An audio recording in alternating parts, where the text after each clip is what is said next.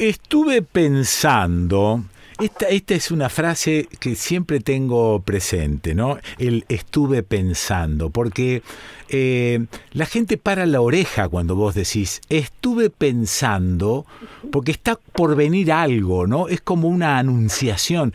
Recuerdo un viejísimo programa que teníamos en Radio Rivadavia, y mi compañera, la afinada Pili Ponce, yo decía en la apertura, ¿no? Decía, estuve pensando, y ella muy bajito, pero en el micrófono decía, cagamos. Y a mí me entraba una risa, porque es cierto, con el estuve pensando, pero estuve pensando en el periodismo de hoy en día, cuáles son las cosas que nos preocupan, digo, entre comillas, o que aparentemente les preocupan a los medios de comunicación y hacen que nos preocupen a nosotros por reflejo. Los números del COVID, por ejemplo, eso a mí me tiene fascinado, cómo consumimos la cantidad de bajas del COVID y la enumeración particular de cada uno en cada...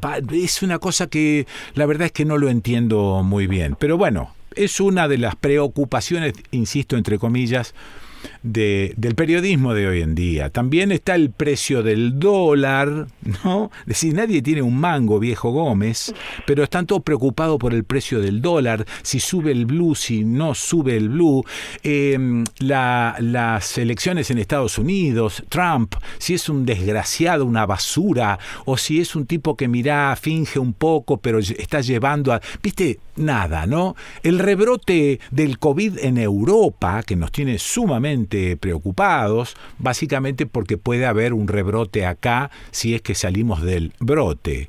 El pasaje en avión de la Bullrich es una cosa... No, es maravilloso. Encima está nuestro propio encierro.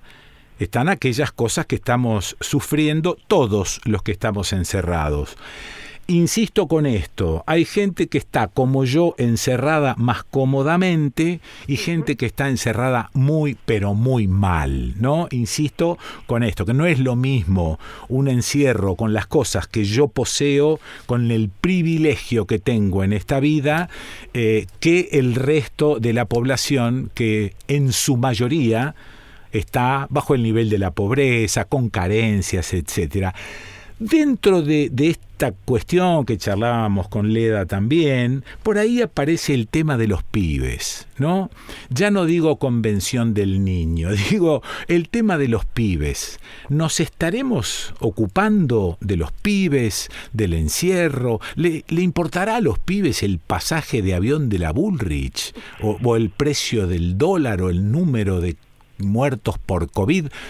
A ver, te recuerdo algo, el 20 de noviembre se celebra en todo el mundo el Día Universal del Niño, porque ese día de 1990 la Convención sobre los Derechos del Niño se convirtió en ley y reconoce a todas las personas menores de 18 años como sujetos de pleno derecho.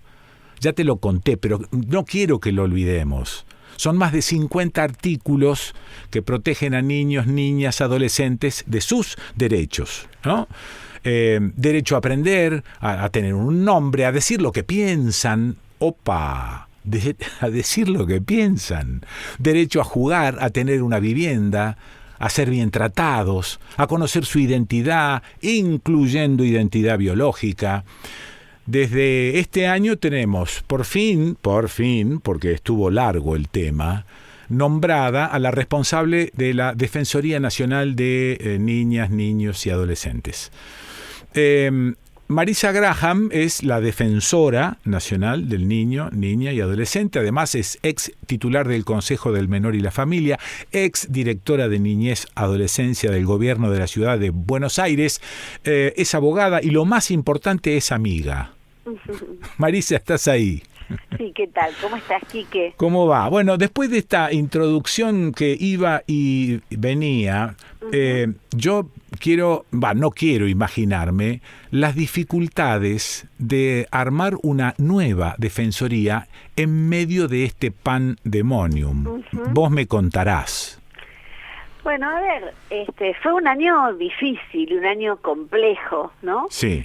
pero como vos bien decís, uno tiene tantos privilegios, ¿no? De llegar a tu casa y agarrar una perillita y que haya luz, abrir una canilla que salga agua, ¿no? Esas cosas que a uno le parecen absolutamente naturalizadas, ¿no? Vos no pensás en que eso puede ser que no exista, y bueno, entonces estamos en el medio de un privilegio, claramente, ¿no? Sí. Fue un año complejo para todos, y sobre todo para una institución como esta, que es una institución que empieza de cero. Claro, ¿Qué quiere decir que empieza de cero? Porque mucha gente, ¿sabes qué? Es bueno que me lo preguntes, porque hay mucha gente que no lo entiende. Mucha gente adulta, los chicos entienden mucho más, en general. Que no es que yo y mis compañeras, mis compañeros de equipo, de trabajo, que venimos armando esta institución nueva, nos sentamos en una silla que ya tenía otro u otra. Claro, ¿no? Y ya venía con una inercia de laburo, más o menos. Con un equipo, con computadora, con servidor, con miles de cosas que se necesitan para poder trabajar en un ente público. Y que también hay que agregarle ese detalle, es un ente público. Sí, señora. Sí. Bueno, entonces, nada, tuvimos que empezar a armar una institución desde cero. Cuando a mí me decían, bueno, porque su oficina, y yo decía, bueno, todavía no tengo oficina, pero tal cosa, ¿no?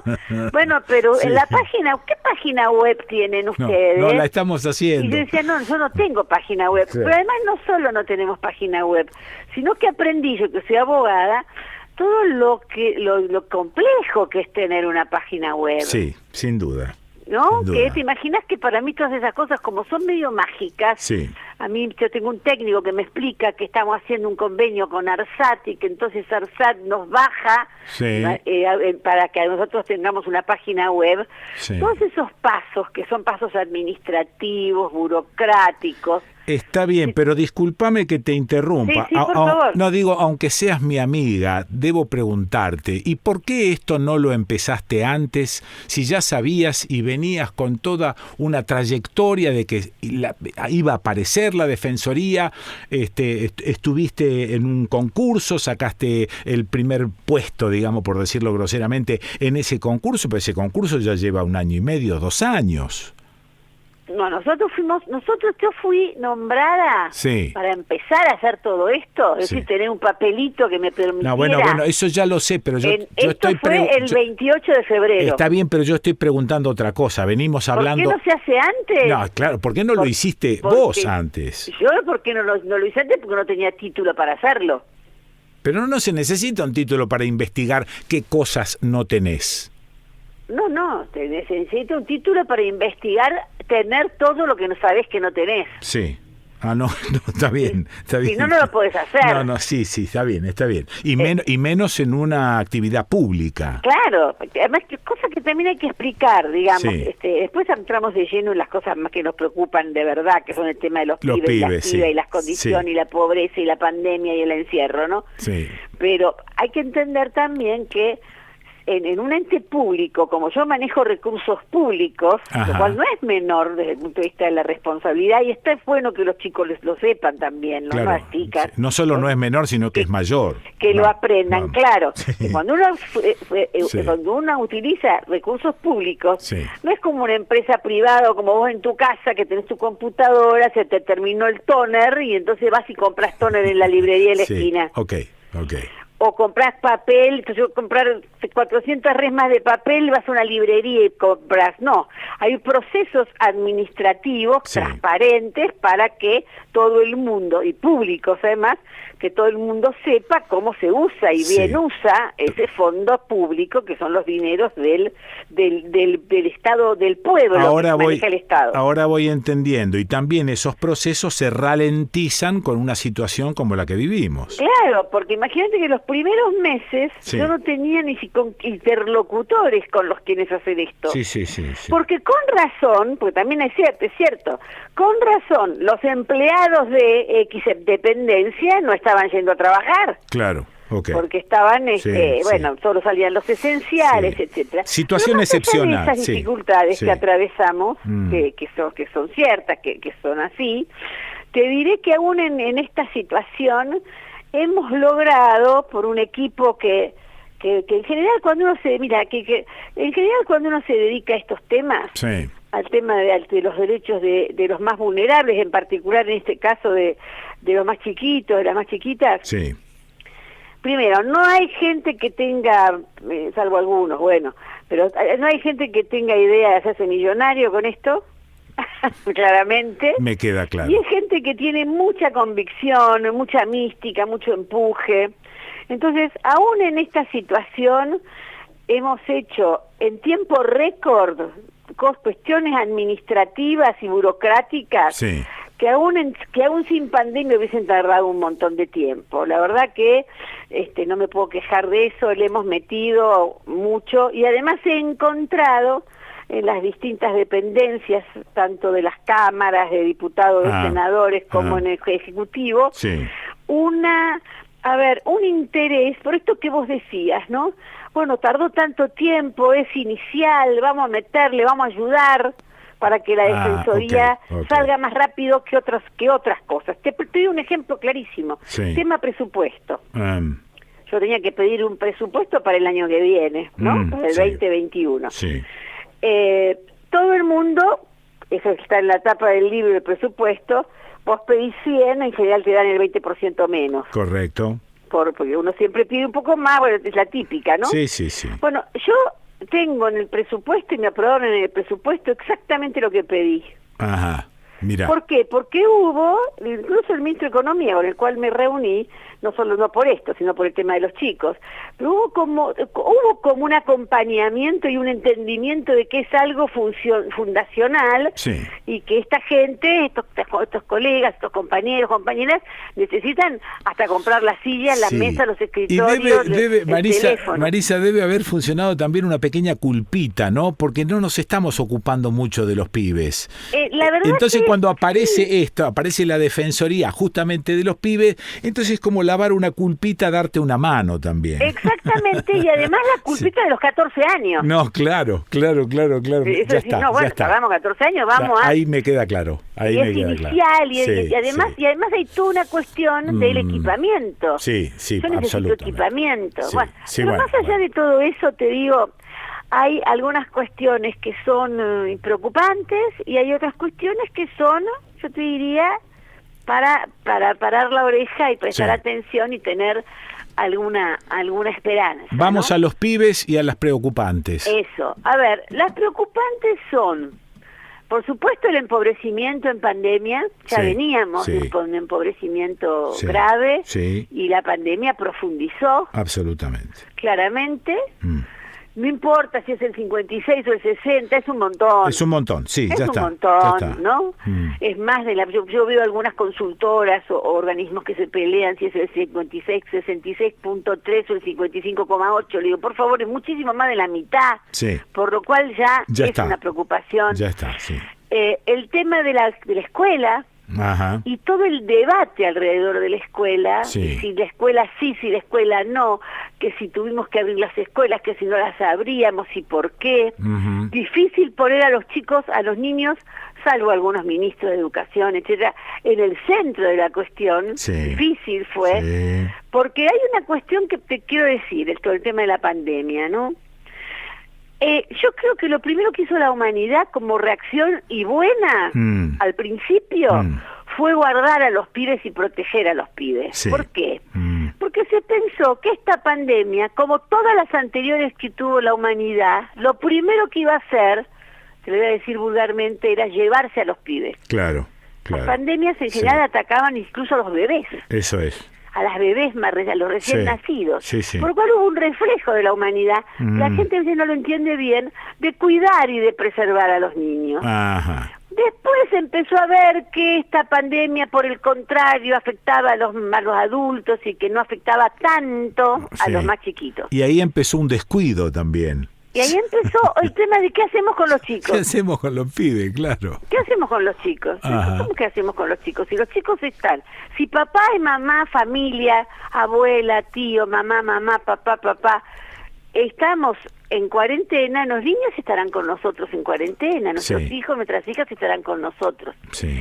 Pero también te quiero decir que si bien es cierto que la pandemia afecta menos porque hay menor mortalidad y letalidad en Sí. chicos y en chicas, en niños y en niñas. No sabemos si psicológicamente los afecta más que a los Y adultos. físicamente tampoco sabemos tampoco qué secuela hay. sabemos. Sí, okay. Por lo cual, a mí cuando me consultaban, yo como defensora decía, está muy bien, por el tema de las escuelas, por ejemplo, está muy bien que sí es cierto que por suerte, los niños mueren menos, los niños son asintomáticos, Sí. los niños, las niñas, tal cosa, pero tampoco estoy muy contenta de que porque eso es así, los hagamos pasar por la enfermedad. Okay. Total no importa. Total no importa. Porque Sí. sabemos hoy, hay algunos que están estudiosos de esto que Sí. dicen, no, ojo que puede haber alguna secuela. Ah, El día de mañana sí. puede haber alguna afectación en pulmón, Ujú. en alguna afectación en corazón, en niños y niñas pequeñas, Sí. aunque hay un número además, también en la Argentina, de niños y niñas que por la pandemia han perdido la vida. Claro, pero arrancando con el concepto de que esto no le pasa desapercibido a nadie. A nadie, tampoco a los chicos. Y además tampoco es razonable hacer pasar a los chicos por una enfermedad porque no les pasa nada. Claro. Una enfermedad desconocida para el mundo, Eso es. que el mundo está investigando. Sí, Bueno, sí, ok, pero el ok. tema de la escuela es un tema. Y te voy a decir a mí lo que más, que a nosotros lo que más nos preocupa. Sí. Por supuesto que nos preocupa el año pedagógico. Sí. Lo que no se aprendió en este año, lo que se perdió de aprendizaje en este año. Sí. Pero más nos preocupan sobre todo los procesos de los últimos años, del que terminó la primaria y tiene que pasar al secundario, Sí. sobre todo de los chicos de quinto año que terminan el secundario. Claro, hay un proceso de socialización que no tiene que ver con el COVID. Tal cual. Sí. Digamos, hay lo que nosotros llamamos un rito de finalización. Ok. Se termina una etapa de la vida. Sí. Yo he hablado con todos los centros de estudiantes por Zoom, Sí. en algunos casos, en otros casos presenciales, pero en general por Zoom, con la Federación de Centros de Estudiantes, que hay muchísimos que por suerte en la República Argentina, los secundarios se han organizado en estos últimos años muchísimo. Hay federaciones de centros de estudiantes en todas las regiones, Sí. NEA, NOA, Patagonia, etcétera. Sí. Desde el de Jujuy hasta la Quiaca, la preocupación de todos las y los estudiantes, la mayoría de las presidentas de centros de estudiantes, chicas además, chicas, Sí. las pibas, Sí. que la preocupación era el quinto año. Pero no, yo les preguntaba, bueno, pero ustedes no aprenden en el quinto año, en el último año, todo lo que aprendieron en los 12 años de educación. Sí, claro, es En un realidad remate. el quinto sí. año, si uno recuerda, es el año que menos estudiar. Sí, sí, es un remate de esa carrera. Exactamente, Sí. estás más pensando Está bien. en qué vas a hacer en el futuro. Ahora, te pregunto, Sí. qué curioso, ¿no? Porque no terminé de entenderlo. ¿Por qué no se dio directamente por perdido el año académico y se estuvo empantanando todo el tiempo con qué porcentaje de chicos miraba a través de su computadora lo que tenía que hacer, cuántos de esos chicos con computadora le dieron bola, los docentes defendiendo como gato entre la leña su posición y diciendo es que nosotros seguimos adelante y hemos aprendido? Digo, ¿por qué no se dio por perdido el año? ¿Qué pasó? Esa es ¿Pero una qué muy buena pasó? pregunta. A ¿Qué ver, pasó? A ver, ¿cuál es el temor a decir un ministro de Educación, miren, se perdió el año, ¿saben por qué? No es necesario que lo expliquemos. Mira, yo te voy a decir una cosa, esa pregunta es muy interesante. Yo lo comparé, hablando con Tota, por ejemplo, ¿no? Con todas las instancias del caso, por supuesto, ¿no? Sí, sí. Yo decía, bueno, qué sé yo, en Varsovia, en la Segunda Guerra Mundial, en pleno bombardeo, Sí, ¿qué sí. escuela ¿Qué había? escuela había? Claro. 5 años, 6 Sí. años países se han perdido la escolaridad. Sí. ¿Es lo ideal? Claro que no es lo ideal. No, nadie dice pero eso. tampoco, nadie está contento con Pero esta situación. no, Pero claro. la verdad que por de pronto desde el lugar de la Defensoría nuestra frase era la siguiente: la escuela no está cerrada, porque la escuela no es el establecimiento escolar. No, claro. La escuela es un lugar Sí, de sí. aprendizaje, por Es una supuesto, entidad. pero para los pibes Sí. de todas las edades, hasta Ajá. los 17 que terminan, Sí, es un lugar simbólico también, es Claro. un lugar de contención. claro. vos fíjate, en el primario sobre todo, la vida de los niños transcurre entre la escuela y la casa y la casa y la escuela. Sí, señora. Es decir, que hay dos ámbitos importantes, la familia y el entorno familiar, Sí. y hay mucho que decir en relación a los entornos familiares, diversos entornos familiares, y la escuela. Entonces, la escuela es el lugar donde los chicos socializan, que no es solamente un título. Socializan también quiere decir que es el espacio que tiene el sujeto, el ser humano, por fuera del ámbito familiar, para hacer, para decir, para pensar y además para aprender. Bueno, ningún docente hace alusión a la falta de ese espacio. Están todos hablando del relleno que se produce a través de los medios de comunicación, a través de la computadora, a ver cuántos pudieron estudiar algo a través de la compu. Hay una especie de justificación permanente, pero nadie habla de la falta de ese espacio es más importante que geografía, historia y... Nosotros hemos hablado, y una de las cosas que hemos hecho y que hemos logrado y que hemos tenido buena recepción, no en todas las provincias, pero en casi todas, es que, por ejemplo, los chicos y las chicas organizadas alrededor de los centros de estudiantes estuvieran presentes en las reuniones de los consejos federales, para que se escuchara lo que opinaban ellos. Exactamente. Por ejemplo, ¿cuál era la preocupación? Te digo para interesante cómo es el razonamiento, porque uno se olvida con la distancia que piensa, y además que piensa hoy en este contexto una piba, un pibe de 16, 17 años, ¿no? La preocupación era, por ejemplo, no aprendí todo lo que tendría que aprender, punto uno. Dos, ¿cómo voy a iniciar yo una nueva etapa sin terminar esta?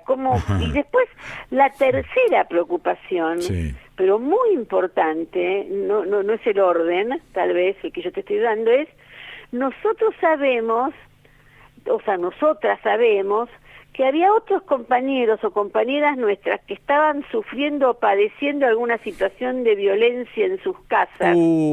Claro. Y que los referentes éramos o nosotros o el profe de educación física o la de matemática o el gabinete psicopedagógico, si lo hay y si es bueno. Pero el pibe tenía la chica tenía un lugar donde hablar, donde decir, donde una válvula de escape. Y eso se perdió. Y los chicos y las chicas lo tenían registrado. Entonces, ahí sí tuvimos una preocupación. Nuestra preocupación fue esto, creo que vos llamaste muy bien en algún momento, algo así como, no es lo mismo estar encerrado en mi casa con mis condiciones que en otras condiciones. Correcto. Entonces, el entorno familiar es un entorno de condiciones materiales, no es lo mismo estar en tu casa con aspo, dispo, como lo quieran, pero con determinadas comodidades, que condiciones materiales de cierta comodidad, a estar en un entorno familiar y en un contexto donde hay 8 en 4 metros cuadrados. Marisa, en general los adolescentes tienden a irse, pero no porque se fastidien, sino porque son los primeros que tienden a irse para dejar lugar a los otros. Por último, defensora nacional del niño, niña y adolescente, ¿qué crees que, ya sé que lo que deberías hacer vos, o por lo menos lo intuyo, pero qué crees que deberíamos hacer nosotros? Cuando digo nosotros, me incluyo en una especie de oyente que está escuchando a una defensora nacional. Mira, yo creo que yo quiero resaltar primero algo que es muy importante, que es el tema del aumento ahora y de las modificaciones que se hicieron a la asignación universal por hijo. Te lo quiero recalcar porque vos al final de la última nota que hicimos hiciste alguna mención a lo que nosotros planteamos en un documento en relación a universalizar aún más aquello que debe ser realmente universal. Se dieron pasos muy importantes porque se tomaron decisiones de incidencia que nosotros hicimos. Nosotros propusimos determinadas cosas y muy importantes en la asignación universal por hijo que hoy están en el decreto. Y que realmente estamos muy contentos con eso, por un lado. Pero por el otro lado, respondiendo a la pregunta que vos me hacés, yo creo que podemos sacar, si queremos, como ser humano, ¿no? Sí, Esto también tiene que ver con el querer y con la cabeza que tiene cada una y cada uno. Sí. Sacar de este pasaje por este año tan complejo, tan raro, tan extraordinario, es visualizar que hay una franja etaria, un grupo de argentinas y de argentinos que tienen desde 0 años hasta 17 años, que tienen situaciones particulares y distintas a las de los adultos, que tienen una voz propia en todas esas edades, que tienen derechos que les corresponden más allá de los derechos de los adultos, y que los adultos tenemos una obligación en relación a esos sujetos. Y los adultos, en tanto familia, en tanto sociedad, en tanto compañero, en tanto del tipo que vive en la casa de al lado o en el mismo paraje, el mismo pueblo, el almacenero ¿no? Los referentes de los pueblos o de las grandes ciudades. Hay algo que decía Tonucci, mi arquitecto italiano, ¿no? Que decía, las ciudades y los pueblos serán seguros para todos y son seguros para los niños y para las niñas. Okay.